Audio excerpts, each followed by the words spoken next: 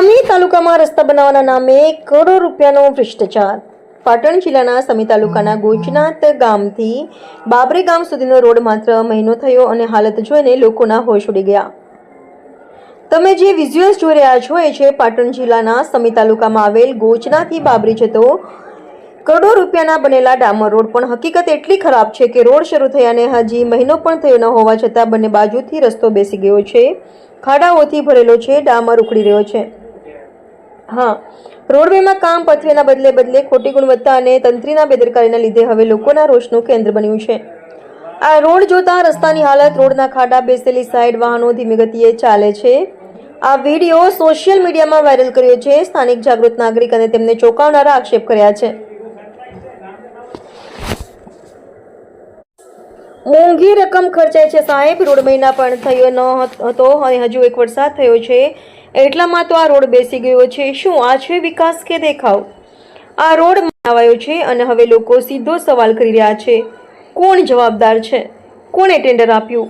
કોન્ટ્રાક્ટરને payment ક્યારે કરાયું અને કેમ લોકોને ભ્રષ્ટાચારના રોડ પર ચાલવું પડે છે? જમીન પર કામગીરી ઓછી અને કાગળ પર વધારાના બુકિંગ। આ વર્ષે પણ વરસાદ ન આવે ત્યાં સુધી રોડ બેસી ગયો છે તો તંત્ર ક્યાં છે?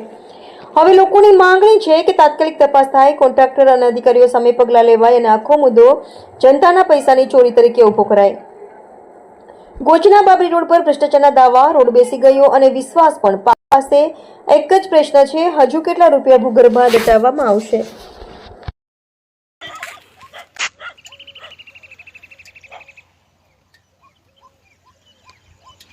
ગામ ગોચનાથથી બાબરી 1 મહિનો ને 17 દાડા નવો રોડ બનાવનાર પેવર આ 1 મહિનો 17 દાડાની અંદર ખાડા પડી ગયા છે।